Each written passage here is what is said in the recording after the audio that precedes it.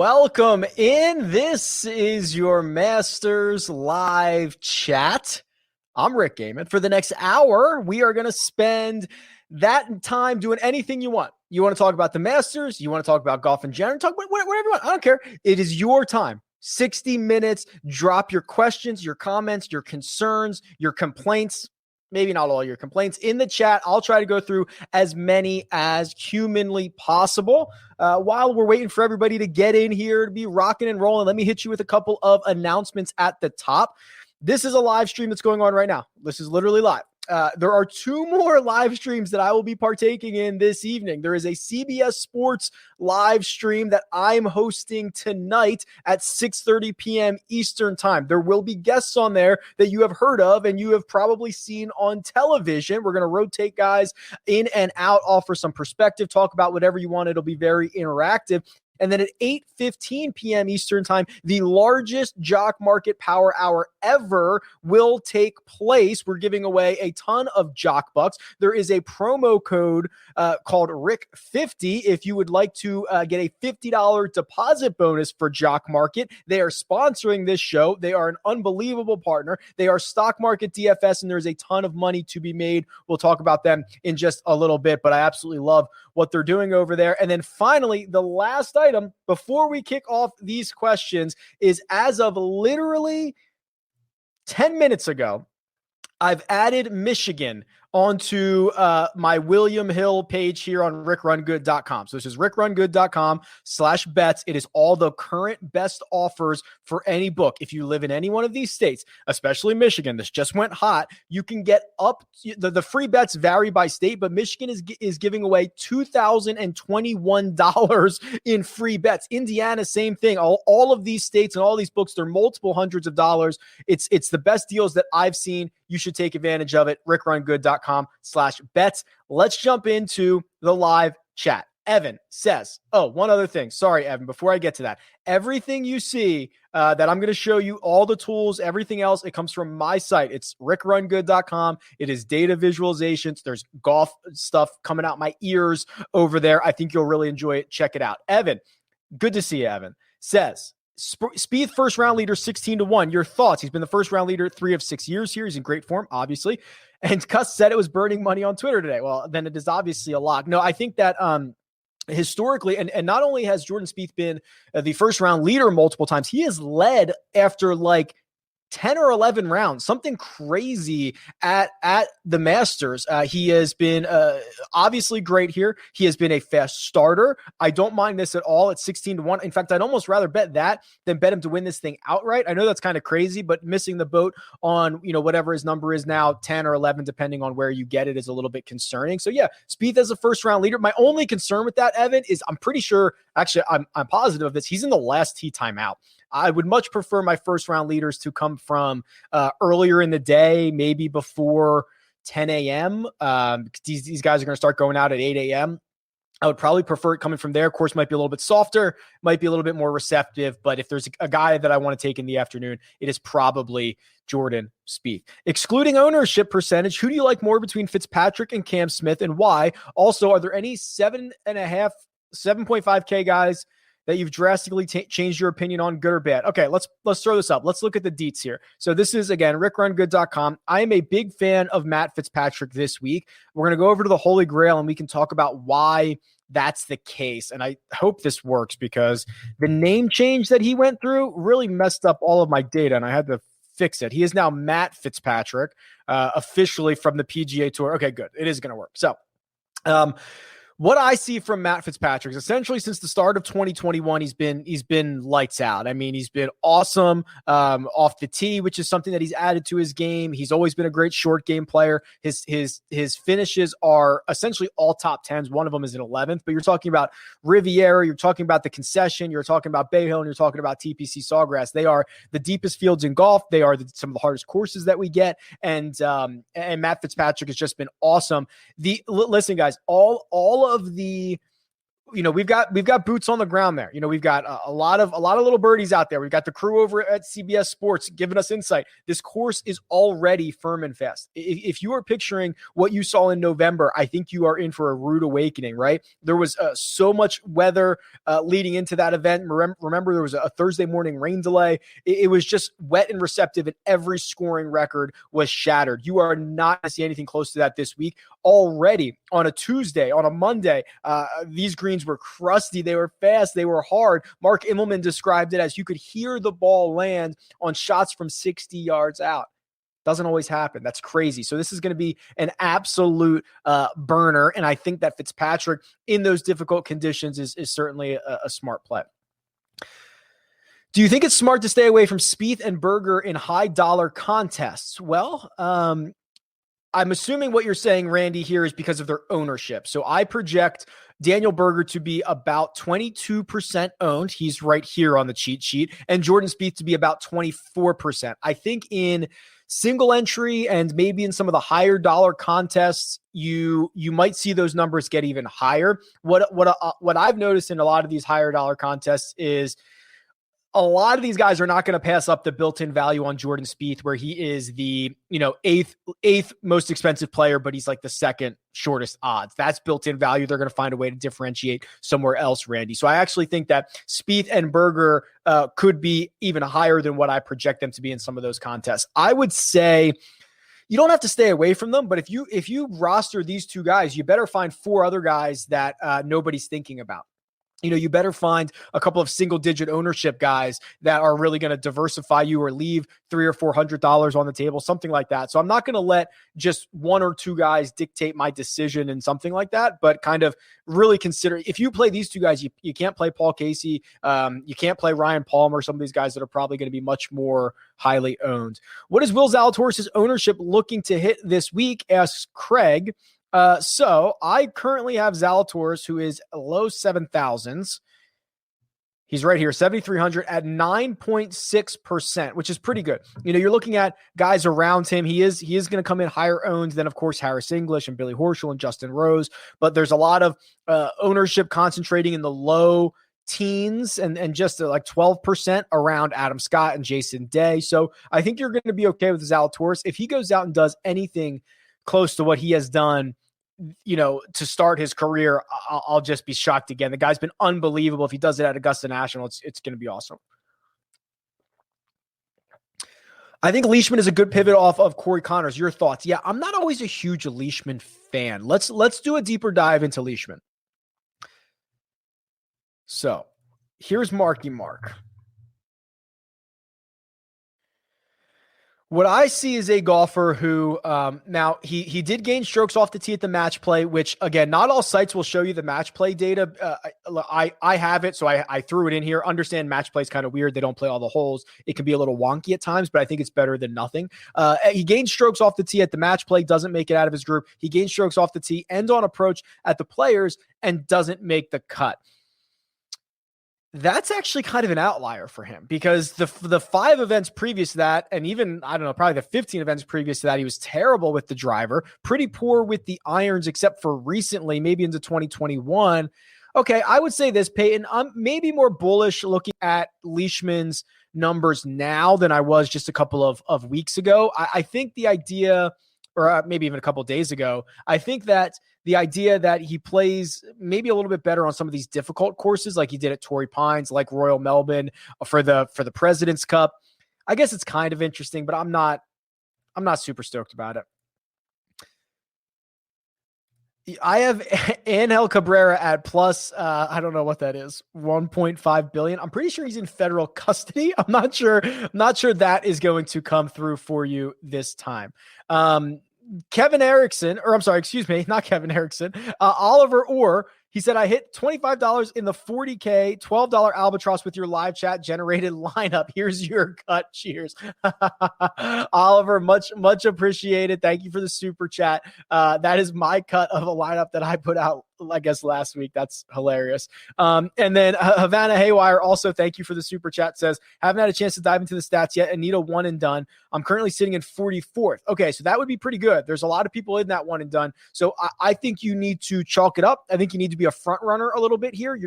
I think there's other places that you can differentiate. So do you have access to maybe Dustin Johnson? Do you have access to John Rahm? I've actually opted to go with John Rahm in a lot of situations because DJ, most people have available. Rahm, for whatever reason, in the one and dones that I've noticed is that only about half of the people have him available. So if you have Rahm available to you and there's 43 guys ahead of you, maybe only 20 of them have Rahm available. If they end up using him, maybe only 10 of those that have him available use him. So maybe Rahm is your guy. I don't know if you have that available to you. Obviously, I'm a big fan of Patrick Cantlay this week. If you can get any one of those three into your one and done, I think you'd be pretty stoked about it. And thank you again for the super chat. It certainly helps. You still as high on Decky turning the corner like you were a couple of weeks ago? And also, are you worried about Phil's finger wrap? I don't know enough about Phil's finger wraps. I'm probably not worried about that. It's always hard to quantify that type of stuff. I'll do the Hideki thing again. There's some really good signs with Hideki here, right? Now, 5 straight events in which he's gained strokes on approach. That is vintage Hideki. It is exactly what you want. To his credit, he has actually been much better with the putter. The only thing missing now is the driver. And that's one thing that he's been historically good at. So I see Civic Boy, the path to Hideki's success, I see it widening, right? There were definitely times where I saw it narrowing, where, he had 3 things or 4 things going wrong for him and he had to figure it out. It's certainly widening right now with the way that he's playing. So I am certainly more bullish. I'm not like super stoked to run to the window or anything like that, but I certainly understand why you might feel that way about Hideki. Matt says, thanks for all you do, Rick. Of course, with the baked out conditions, whose game do you think fits best? Answer, Zalatoris, Kokrak, or Harmon. So, oh man, I should have looked this up. Don't quote me on this, but I'm like pretty sure that Royal Melbourne, the course that they used for the President's Cup, was also an Alistair McKenzie design. Somewhat, I guess I could Google that. And then also, it was about as firm and fast as you can imagine. I think that's going to be a good crossover. So, Answer played well there before he ran into Tiger in Sunday singles. He played really well there. I think Zalatoris and Kokrak are great. I would probably rank them like this: Answer, Kokrak, Zalatoris, Harmon. I think they're all okay. I'm really intrigued by what Answer can do, and I think Kokrak, who's just been hot all over the place, is awesome. What do the numbers say about Finau versus Simpson, and what is your gut feel? I know you're hungry. What would be your Masters dinner? Oh my God. Let me think about the Masters dinner, Timmy. Let's do Finau versus Simpson, and we can punch him into the head-to-head matchups here. So my gut says that Webb Simpson will wipe the floor with Tony Finau, but Finau's been really great in terms of strokes gained, especially a little bit more recently. Webb has kind of been not as good in the last couple of starts. But I'm going to assume Webb wins this, but let's check it out. I have this going back to the start of 2020. And yeah, it does. Webb Simpson, I winning a 4-round matchup 64% of the time against Tony Finau, which is pretty significant. A 64% favorite is sizable here. How different are the conditions? Yeah. So, you could certainly see the same guys from 2020 have success. But I don't think I'm just looking at 2020 and being like, well, it's going to be the same leaderboard. You are going to see, think about all the scoring records that were broken. DJ broke the scoring record. Cam Smith became the first golfer ever to shoot 4 rounds in the 60s. It was the lowest round 1 scoring average ever. It was the lowest round 2 scoring average ever. There's just no chance. There's just no way we see anything close to that this week. It is much more firm, much more fast. It's baked out a little bit. I can't imagine. Guys can have success, but I'm not treating it that way. Feels like I'm in an alternate universe because it's major week and Rick likes Phil and is fading Brooks and Rory. Cheers, Rick. Yeah, Tyler, I agree with you. Listen, I have to really tip my cap to what Phil has done. I kind of mentioned this a little bit earlier. He's widening that path a little bit.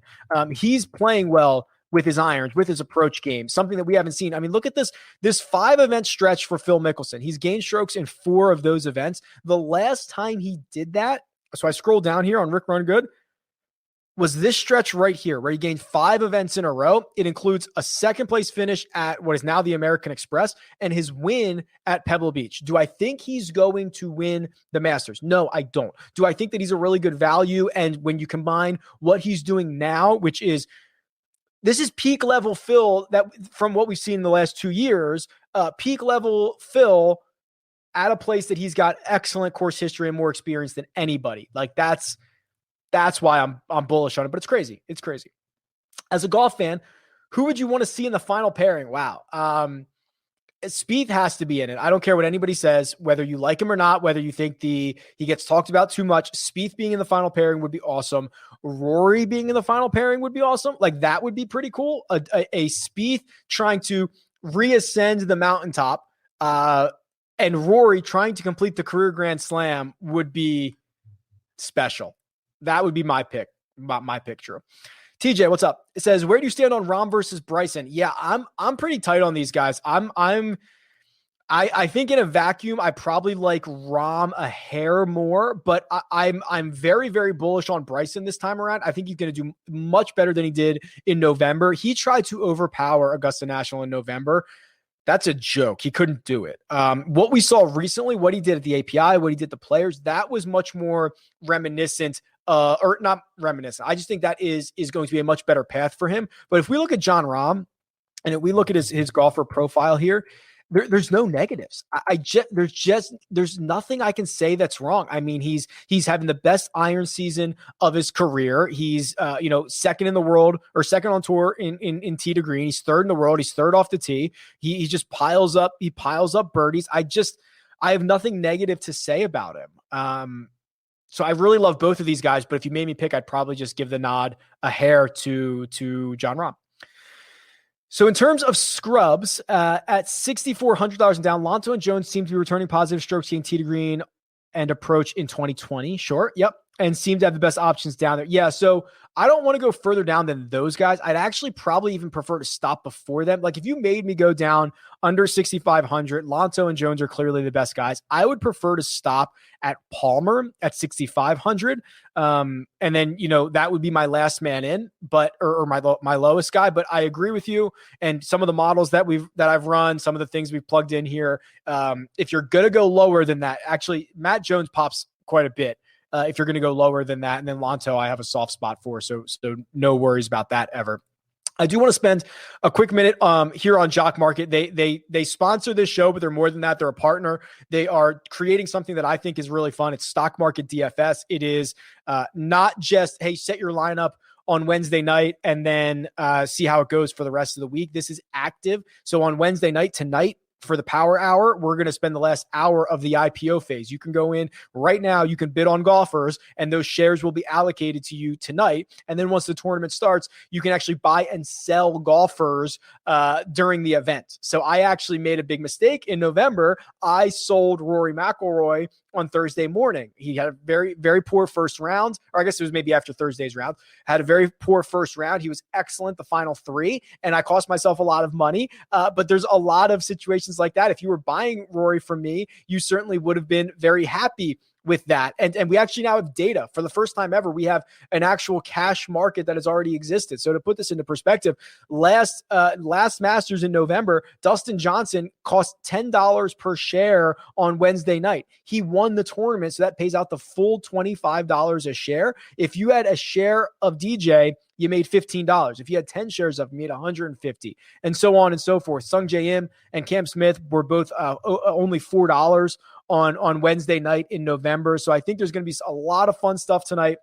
We are going to be giving out $100 in Jock Bucks, so we can get you in there. And also, if you want to use deposit code Rick50, that will also get you a $50 deposit bonus. It's a ton of fun. Highly recommend it.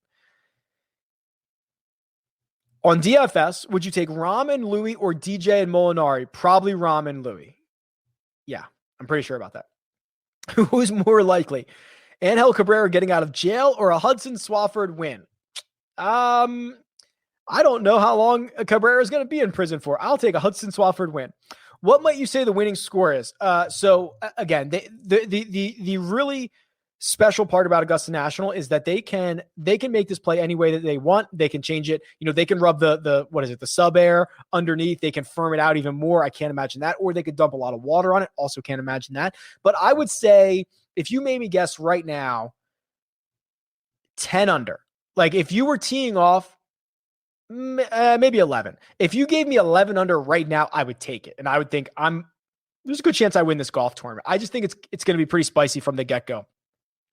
Matt Wallace seems to be really cheap, or am I crazy? Tim, you are not crazy. Let me show you something, Tim. This is what I love about the Holy Grail here. So I'm going to go to the Holy Grail. I'm going to wipe out. I'm going to open up to everybody, not just this field. And I'm going to go back to the last 2 seasons. And then I'm going to scroll down here and I'm going to sort this by the best tee to green performances of the last 2 seasons. And the names that you're going to see at the top are Dustin Johnson, Bryson DeChambeau, John Rahm, and oh, by the way, Matt Wallace last week, Tim. Matt Wallace gained 15.3 strokes from tee to green last week. That is the most of any golfer in the last 2 seasons that has not won the event. He probably should have won it, Tim. If we dive into Matt Wallace a little bit further, he is a great ball striker, and we have seen him do this at times, and we've seen him get hot in some of these situations. Let me sort this by date. We've seen him play better here on the European Tour. Like, look at this. To gain 9 strokes at the Valero Texas Open is special stuff. So, no, I do not believe that you are crazy. I think Matt Wallace is certainly warranted. Rick, for being team no putt, you don't seem to be too thrilled about Sergio. Yeah, I don't know. Sergio for me is so on brand, right? I completely agree. I'm team no putt. To me, Sergio is such a bad putter that it's like, let's pull him up. Let's see if I'm right or wrong about this, because I could be wrong about this. That's fine. So I've got this going here. So here's Sergio. So twice in the last year has he gained strokes putting. Now, one of them resulted in a victory. My problem is he does more of this, the losing 3, losing 4, losing 6, that plays himself out of events. The guys that I really like, Nicholas, for team no putt are the guys that are at least more volatile with the putter. You'll see some guys, Keegan a little bit to this extent, Benny on a little bit. I'm trying to think of who a good example might be. I don't know off the top of my head, but some guys will be like, hey, I'm a bad putter, but like this week I'll gain 3. The week after that, I'll lose 3. Then I'll gain 1. Then I'll lose 5. Then I'll like I don't see that volatility in Sergio as much as I would like. That's kind of my issue. In November, DJ was underpriced and chalk on DK with the second best odds. He won. This week, Spieth is underpriced and chalk on DK with the second best odds. Does he win? I mean, probably not. But there's really there's nothing I could say wrong with Jordan Spieth. This is, people are like, oh, how could Spieth possibly be even considered one of the favorites? Well, first of all, he's got unbelievable elite course history. And this is not just one win to Valero. This is a run of golf from essentially the Farmers, essentially since the start of 2021 for him, where he has been one of the best ball strikers on planet Earth. And if you think I'm kidding, I'm really not. Like, let's filter this by everybody from from January 1st, 2021 to right now, and sort this by I'll even leave in guys that are, let's just do the guys that are playing this week, I guess. It's Colin Morikawa has gained 1.28 strokes on approach, and it's Jordan Spieth who has gained 1.2. He has been better than Justin Thomas in more rounds, and Justin Thomas is widely considered one of the best iron players on the planet. So it is certainly well deserved of what we are getting out of Jordan Spieth right now. Thoughts on Scheffler? I'm pretty neutral. Maybe more bearish than anything. I think he's played a lot of golf. I don't know if that matters. I like his skill set. There's just so many other guys. There's just, his price is in a position where I just like so many other guys around him. I think he's fine. Top 2 favorite players to win, regardless of odds or DK ownership. So I'm very much on board with Patrick Cantlay. That to me, I guess maybe if I'm not, I guess I should be considering odds in that, but that to me, I think he's just in complete control of his game. I was showing the numbers from 2021 here. And if you change from strokes gained approach to strokes gained tee to green, Cantlay is the best. If you go to strokes gained total, Cantlay is the best. So to me, I'm all about Patrick Cantlay, which probably means he misses the cut, but it is what it is. The other person, it's a good question. I think that It's probably still DJ. You know, he hasn't played great, but he thought he struck the ball well at the match play. You know, it is a situation where nobody flips a switch like him. It's probably DJ still. I'm cool with that. I'm going to take Rose and Phil as my cheap guys. If I'm going to rely on anything else, I take course history. Thoughts? Yeah. So I mentioned Phil already. I like Phil. I'm not as high on Rose. There is certainly there's a tipping point of having really great course history and what you're doing right now. I don't necessarily know what that tipping point is, but for Rose, for me, we're past it. I need to see more recently. A little late, but I won my March Madness pool because of the edge from your advice. Thank you. I created I will toot my horn right now. I created a video a couple of weeks ago about how to create the optimal bracket. The strategy was, I don't know, use leverage and see what the Vegas odds say, see what the actual true probabilities are. It was very clear. You've got to play Baylor as your national champion. It was a 94th percentile bracket in a year that was absolutely crazy. CJ Cook, I'll take it. Thank you. We've been treated to some pretty good Masters this year. This decade. Hope we get another one. Completely agree. March Madness, more like March Sadness. Hey, Rick, awesome content as always. Are you worried about Corey Connors and the fast greens he'll face since around the green play isn't fantastic? Yes and no. So here's what I know about Augusta National, and this is, you know, I'm very lucky to speak to a lot of the guys who are down there and have played there and know these people, and like I hope I have a pretty good grasp of this. But here's what I understand. If your approach game is going to have to be incredibly exact this week, and that does not only mean where you're landing it, it means where it ends up, how you're playing it up there. Actually, being a little bit more creative. It's kind of why I like Spieth a lot more this week too. Spieth is a very creative player. Bubba, very creative player. You're going to have to be creative. You can't just hit to a number on the TrackMan like you did in November. So I like these creative players. Corey Connors, if he's not on, he's going to have to go down to these collection areas. He's going to have to play around the green. That's when things start to get a little bit scary. So I'm not as worried about Corey Connors because he has the skill set that I would like to not have to worry about around the green play as much. But yeah, it would worry me if he starts missing those greens. Hey, Rick, thanks for all your content.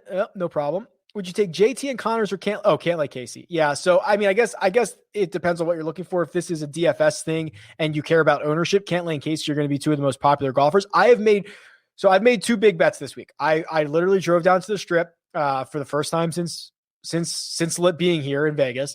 And I placed two bets, and the two bets that I placed were Cantlay and Casey. That was it. I got Cantlay at 22. I got Casey at 50. That's why I was willing to drive to Circa. So I got Casey at 50. So I'm very, very bullish on both of those two guys. It's not to say I didn't make any other bets or smaller bets, but those were the two that I had the most conviction about. Hello, friends. Smash the like button. Rick, over under 25 number of shows you did this week. Greg, I always appreciate the support. I've done a lot of shows this week. Yeah. Whether it's between this, CBS Sports, going on the streaming channel, whether it was other podcasts I was a part of, whether there's more live streams that are coming, 25 might be a good number. I called into a couple of radio shows. Yeah, it's been fun. Thoughts on Matt Wallace? We talked about that. Very bullish on him. Rick, Reed and Palmer or Cam Smith and Kokrak with some salary left over? Ooh. Probably still Reed and Palmer. Love Palmer. He's been one of the most valuable golfers on tour recently. And Reed is, firm, fast, big game hunter. I think I like that. Who's going to be the highest owned golfer in the 6K range? Well, let's just look at it. Palmer, the guy that I just mentioned. No, actually, I guess Corey Connors. I just did a second run or a third run or whatever of these ownership projections just a little bit ago, 2 hours ago maybe. And Corey Connors now 26% in my projections. I have Ryan Palmer at 12%. Those two far and away the highest expected golfers in the 6K range. Hey, Rick, are you warming up on Bryson as the week goes on? I got to tell you, I have no idea. I have no idea what to do to Brooks. I think I said Bryson. To Brooks. I don't know.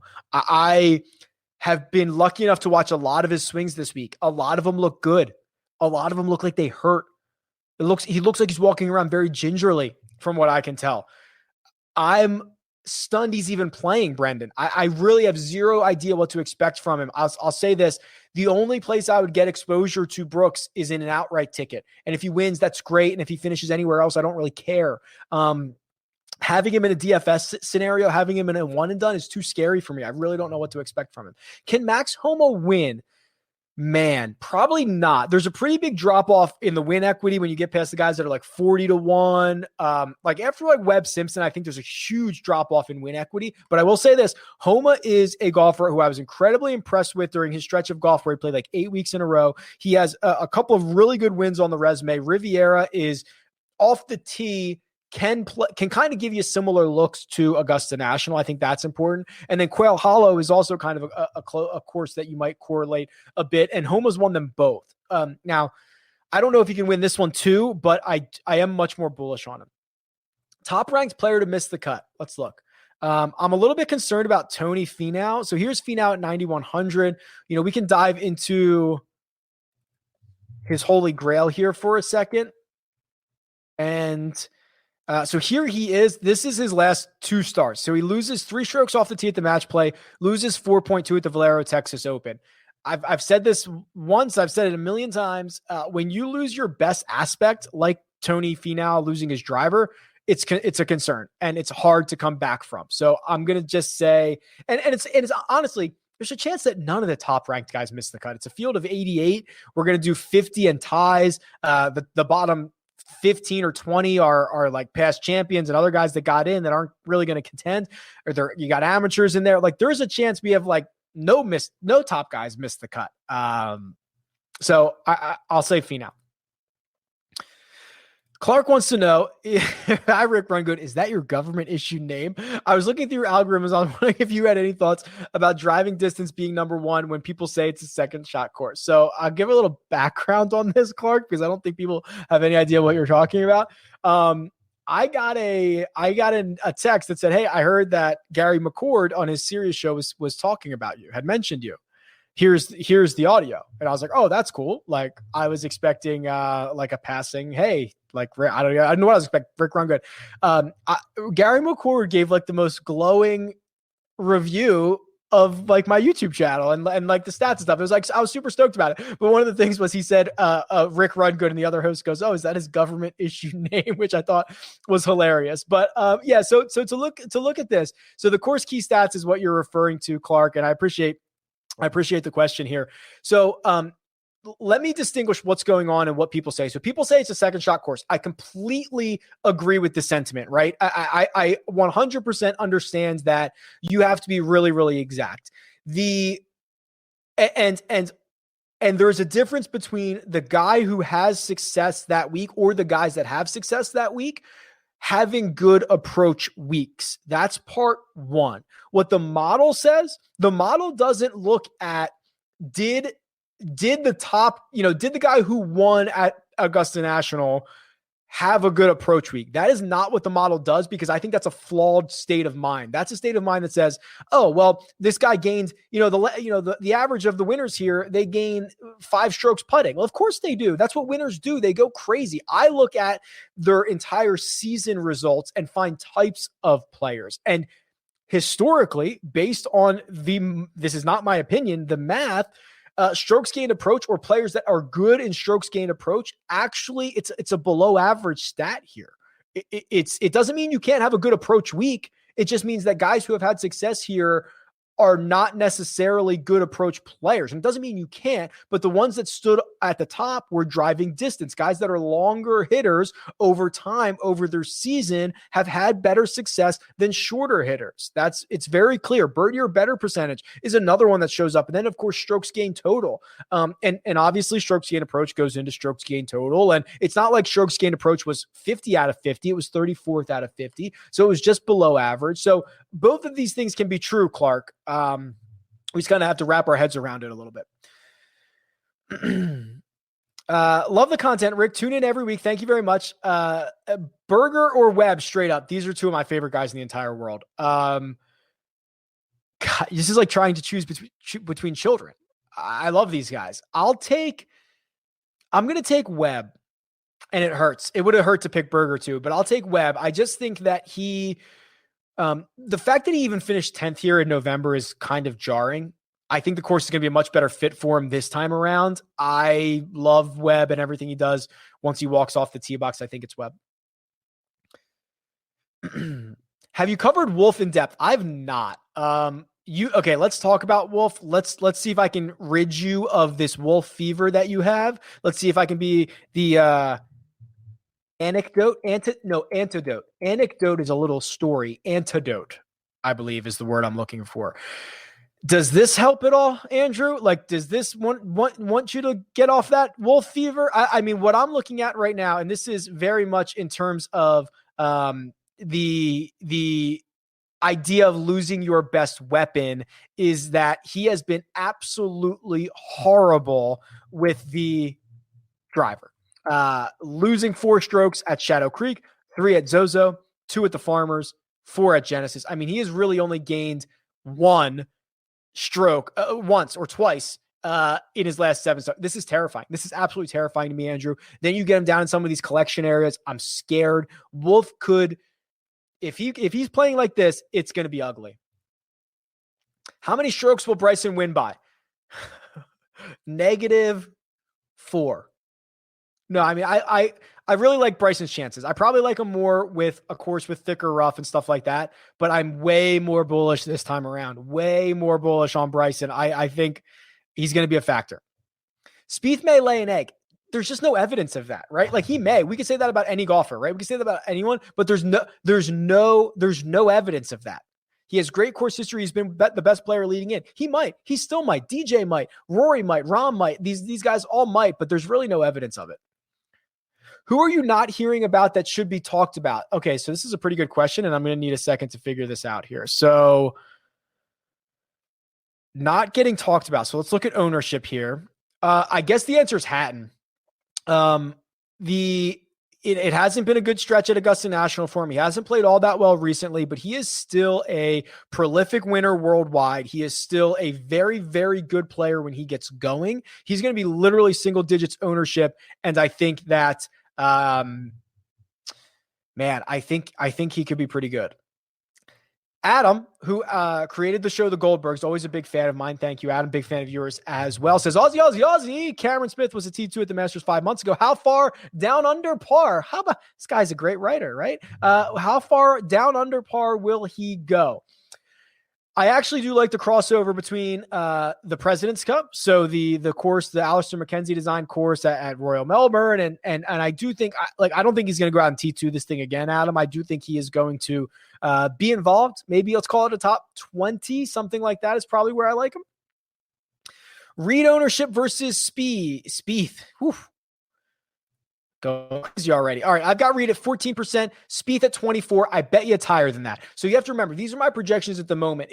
We're getting an influx, an injection of public money. I bet you Spieth comes in higher than that. Full fade of Spieth in a GPP in favor of Reed. Am I crazy? No. I mean, Spieth probably finishes at least inside the top 10 to pay for himself. Yeah, that might be crazy, Michael. I think he's just so good.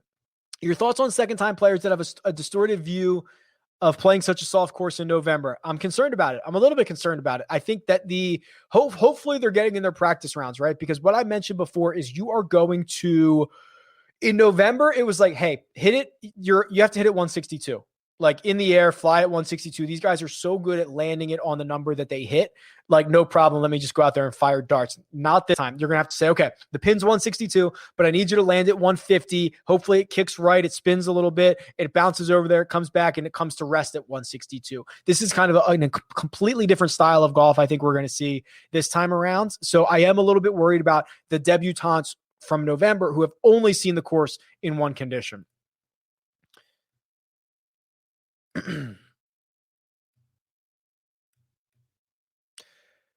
Two favorites in the 9 or 10K range, regardless of ownership. So I mentioned Cantlay. He's 9,800. That is probably one. And then I'm really stuck between Bryson and Rahm, trying to split hairs between these two guys. I'd give the edge to Rahm, Michael. Rick finally subscribed to the website. Thank you. Thanks, man. Am I crazy for stooping? No.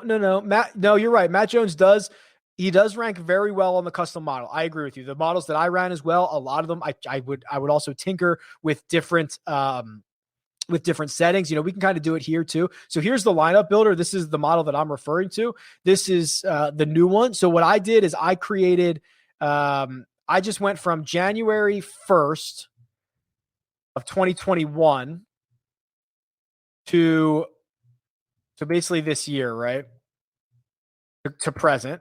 And then I did a lot on tee to green. So I think I did 50 weights on tee to green. I did a little bit on putting to make up for the lack of strokes gained total. I did 15 on driving distance. I think I did 10 on, or maybe 15 on birdie or better. And I probably did 10 somewhere else, driving accuracy or something like that. I don't know what I did. But when you start looking at the values here and start sorting by this, you'll start to see some names that pop up that are value. Paul Casey, of course, Sergio Garcia. But when you start going down, you see names like Matt Wallace at 6,400. That's an interesting name. You see Matt Jones pops up at 63. So when you actually start building these lineups, Jones pops up a lot. Joaquin Niemann pops up a lot. Guys like that, because they're the value options here. So good call. No, I don't think you're crazy.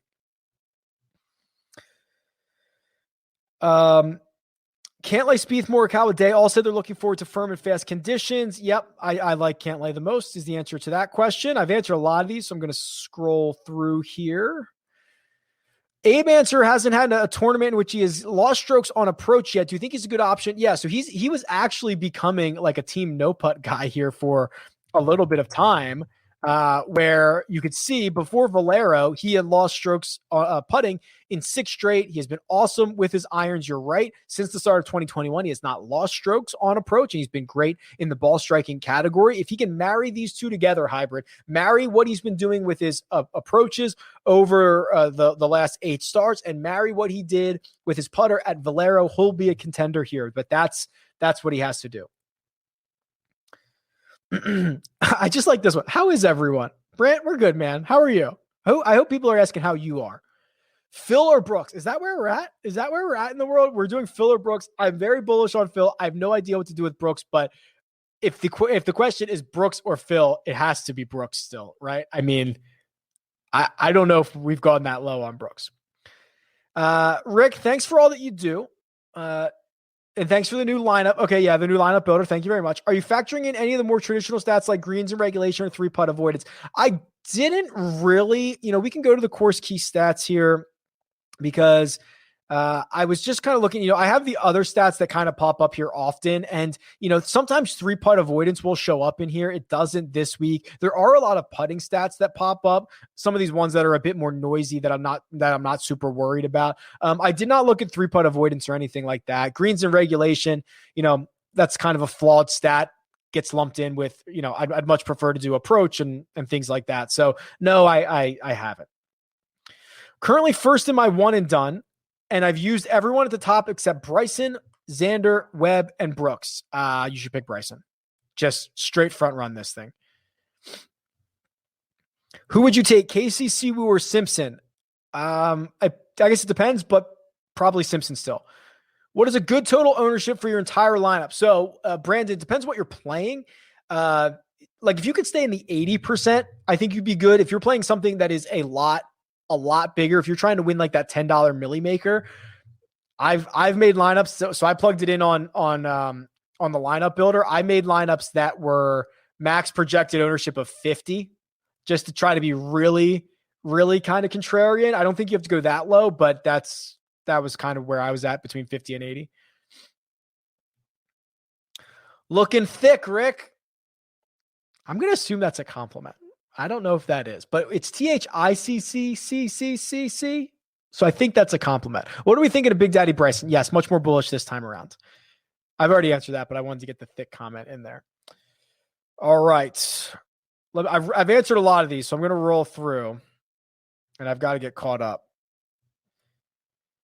Any methods of betting first round leaders? Not something that I look at, but it's the Masters. Let's have some fun. Yeah, let's have some fun. So earlier tee times generally. So I ran this analysis before. I think 55% of the first round leaders come from the morning groups. Now, you don't get the true distinction of early and afternoon groups at the Masters, but I think the earlier the better. So if you're looking at the tee times, I don't have them in front of me. Trying to find some of those volatile guys who go out early. I'm trying to think who would be like a good volatile guy further down the board. And again, I don't know what anybody's like. Matt Wallace would be pretty good. I have no idea what his tee time is.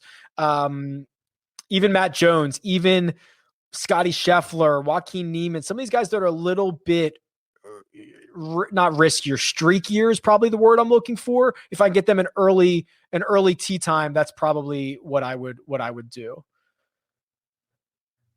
Can Sungjae succeed with his terrible iron play? I'm worried. I'm worried about that. That was what I was alluding to when I was saying, like, so there's these quadrants of these greens where the idea is you've got to hit it in the right spot. You got to land it in the right spot. If that quadrant is, let's call it 10 feet wide, if you hit it 12 feet, your ball's not going to stay at 12 feet. It's going to roll down. You're going to be 25 feet away. So you really do have to be exact. You have to be exact when it comes to your iron play. Justin wants to know, how do you feel about the prospect of a new location for the Masters with Georgia's new voting laws?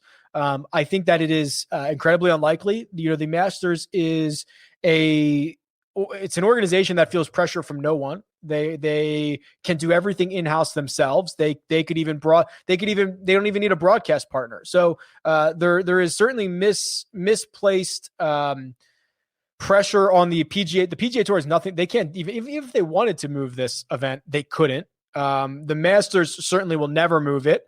And it'll happen every year. Whether you agree with the new voting laws or not, that's another story. But the idea that the Masters will ever move from Augusta National, it's not going to happen. It's just not. They don't even need any other partners. They can do it themselves. It's never going to happen. But I don't know. Listen, we live in a world where there's a lot of pressures being put on organizations, but there's probably few organizations that feel less pressure than the Augusta National. Any reason you don't like Sungjae? I just answered that one. So scroll back 30 seconds. Who's the first golfer that comes to mind that you aren't playing but wouldn't be surprised if they won? Ooh. I was going to say Finau, but I would be pretty surprised about that. Like Victor Hovland, I love this kid so much. He is unbelievably good. He has improved the around the green game. I'm not going to get there. His form hasn't been all that great. There's guys I like around him that are a lot better. But if I woke up Monday morning and Victor Hovland, who has already been the low am at the Masters, he won this event, I would probably not be all that surprised. When does the practice round start? They've been playing practice rounds for 3 days. A lot of questions about Wallace. You guys like Wallace a lot. Projected ownership on Louis Oosthuizen. I have him at 12%. He is in this group of golfers in the, that was a fast scroll.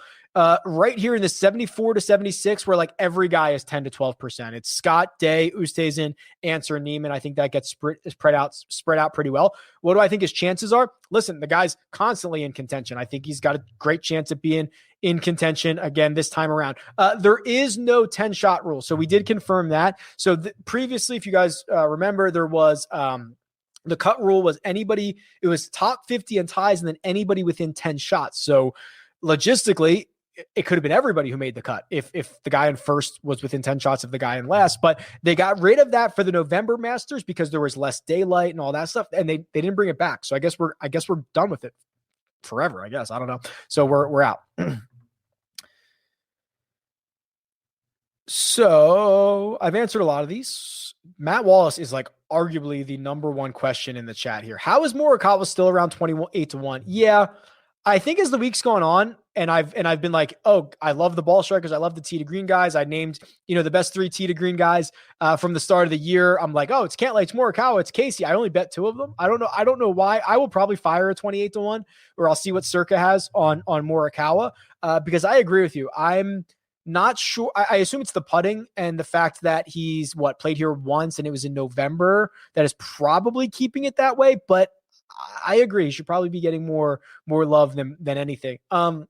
I only ask one thing, hit the like button while you're here. I probably should have mentioned that 50 minutes ago. That helps a long way. Much appreciated. No love for Neiman. Not for me. I love Neiman. I actually mentioned this maybe on the Monday video. When I was running the models and I started to plug in a lot of the things that I thought were important, like driving distance, which Neiman is much higher than you would expect him to be. I mean, let's look at Neiman. We can go to his golfer profile.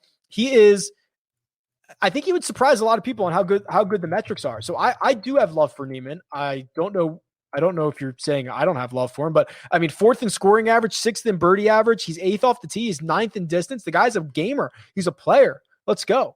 I love Neiman.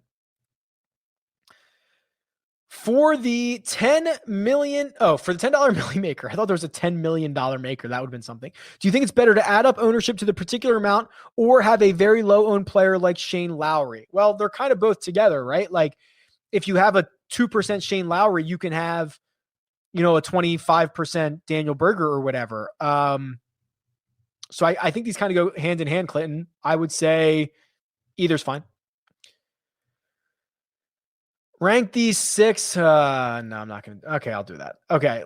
I mean, these are just the top guys. So I don't even know what this is for. So I'll just say DJ, Rom, JT, Morikawa, Reed, Xander. I don't know if that helps anybody.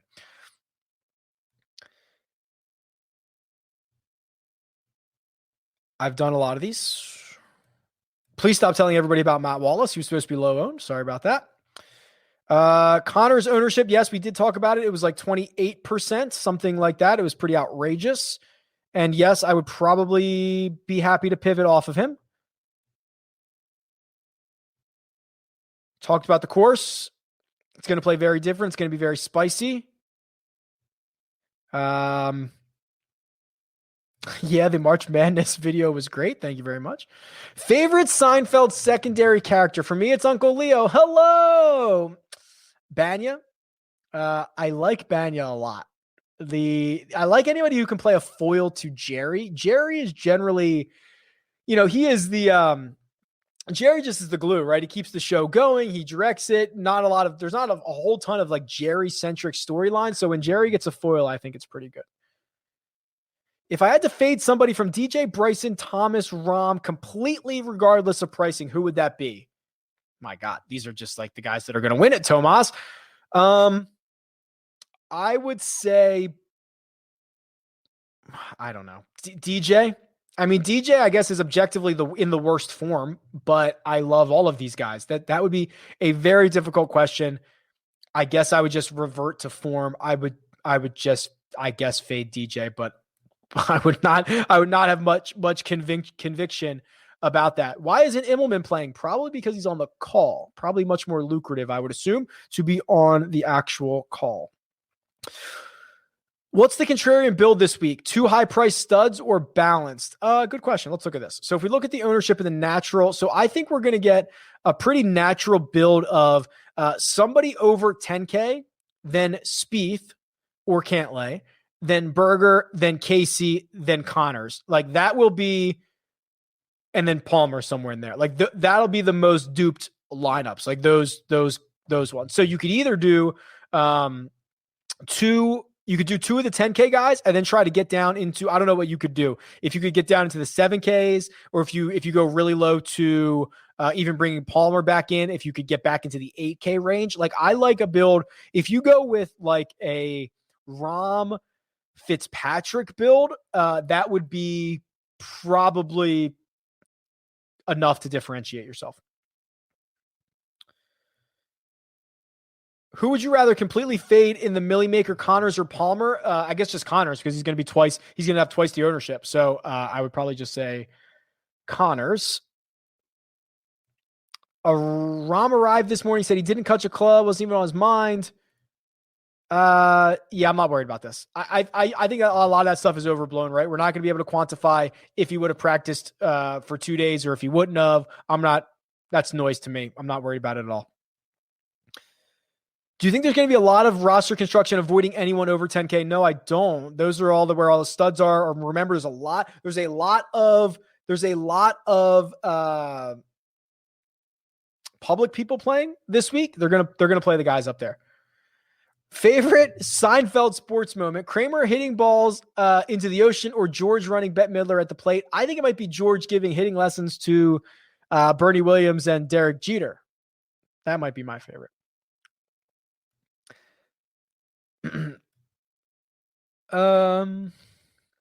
Let's see what we got here.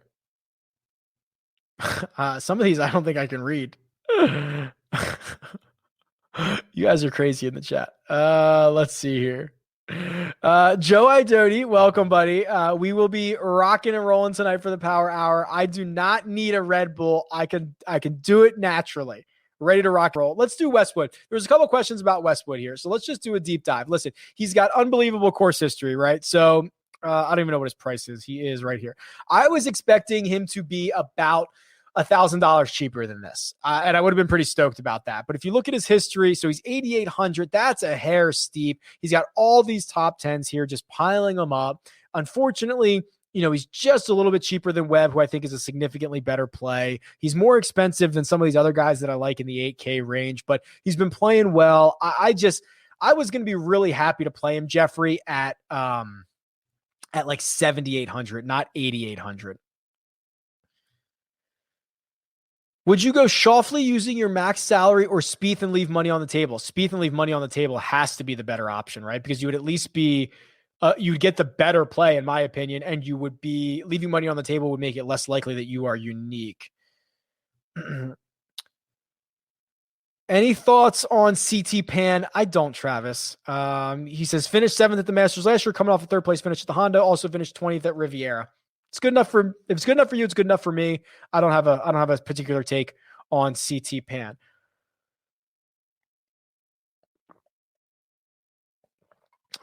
I would differentiate somewhere else. I wouldn't, if I was doing like a single entry high dollar, I probably wouldn't fade Spieth, right? I mean, I'm much more of a metric guy, right? You're getting all the built-in value of his DFS price compared to his odds in the market. I think I would just differentiate somewhere else. There's plenty of other opportunities to do it.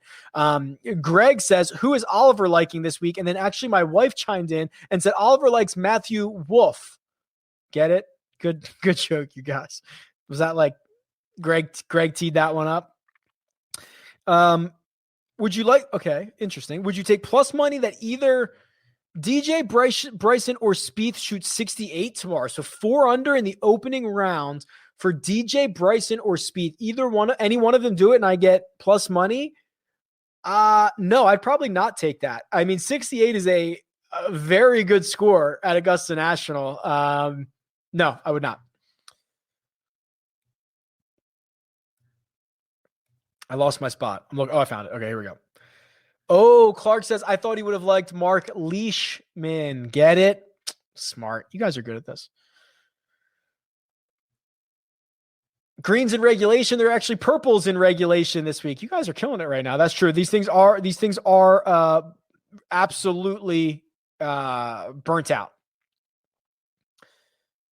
I've answered a lot of these. We've got a couple minutes to go here. Anything you want, throw it in the chat. I've answered quite a bit here. So I'm skipping a lot of questions, but they've been answered. If they haven't been answered, I'm happy to talk about it. I don't know what the usual Millie Maker winning lineup is. I should go back and look. So the question here from Nolan or Austin is is it 2 10Ks? Is it 2 low Ks, 2 6s, more balances? I don't know. Let me see if I can find out, and I will. I'll tweet it out if I can find it. Projected ownership for Phil Mickelson. I'm seeing it at, what's Phil, 6,600? 3%, but I'd argue it's going to be higher than that by the time we actually close here. Bernd Wiesberger, one of the few golfers who has played here at least 5 times and made the cut in every single one. I don't think he has much upside. I think a lot of guys make the cut, so I don't know how useful that is to you, Colin, but it is a fact. Who's the one player you're scared of fading in the 200? So TJ says Spieth is the guy that I'm terrified about not playing. That might be right. I guess Rory doesn't scare me. JT kind of scares me a little bit. You could argue going down to Patrick Cantlay is a better value. You could argue going up to Rahm and DJ, and JT is just lurking there and he's just going to go out and win this thing. So that's probably the scariest one to me.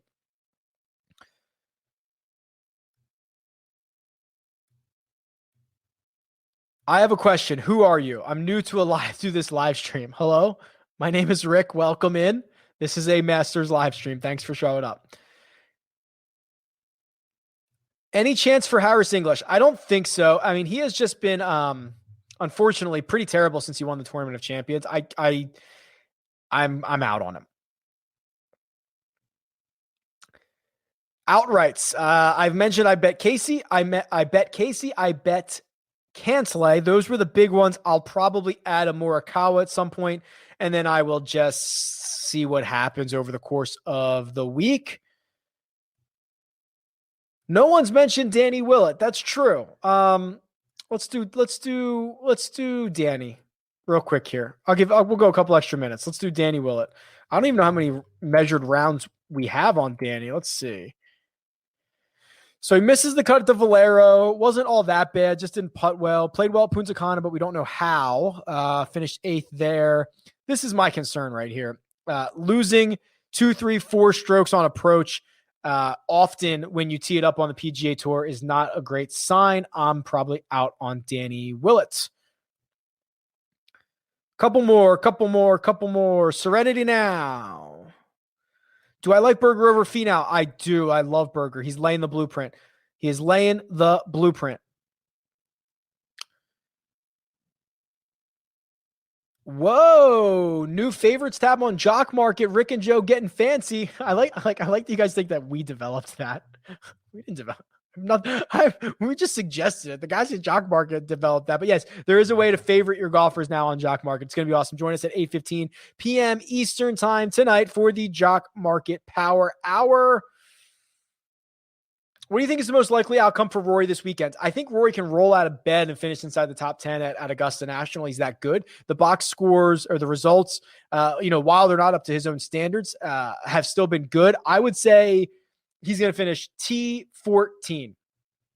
That is what I'll say. Rick, you're the best. See you on the CBS show in a few hours. Much appreciated, Greg. I'll see you over there. It should be very interactive, so feel free to join us over there, get in the comments, and holler at us. I'm trying to see here. With the growing community and the success of the bracket this year, chances of having a Rick Run Good DFS contest each week. Yeah, I got to admit, I reached out to DraftKings about a year ago and was like, hey guys, I'd love to set up a private contest. I wasn't even really asking for all that much. I wasn't even asking for it to be rake free or anything. I was just like, hey, I think it would be pretty cool if I could get 1,000 people in this and we could have flat payouts. That would be awesome. And they kind of big timed me, Ed. And I haven't heard back, and I wasn't going to reach out again. If they don't want it, then I don't want it. I don't know. Not gonna beg at the door of DraftKings for a private contest. So that's where we stand. Maybe I'll reach out at some point in the future. Daniel Berger 40-1. Yeah, so I actually liked Berger a lot at the Honda, and he ended up withdrawing on Monday, I believe. But I was ready to fire something big on Daniel Berger at the Honda because he was laying the foundation, Brett. He was doing the blueprint thing. He was doing exactly what he'd done at to win Pebble Beach, but he would just lost a couple of strokes putting. And I was like, here we go. It's Honda week. It's ready to rock and roll. And it didn't happen. So yes, I'm still very, very bullish on him.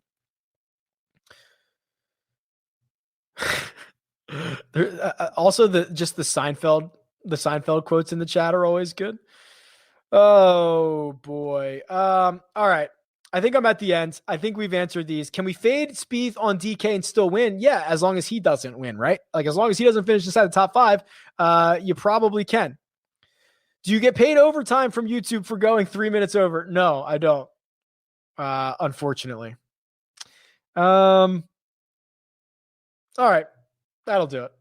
That'll do it. All right, here's what you're going to do. On the way out, hit the like button for me. That's all I ask. I hope you enjoyed this. It's going to be an excellent week. It's going to be a lot of fun. It's the best week. I'll be awake at 4 a.m. tomorrow morning. I'll be live on CBS Sports HQ by 6 a.m. my time. It's probably 9 a.m. Eastern.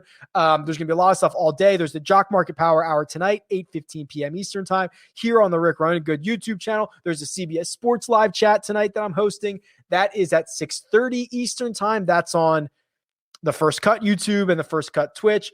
But otherwise, guys, I really appreciate the support. You're awesome. It is much appreciated. And yeah, I'll catch you later.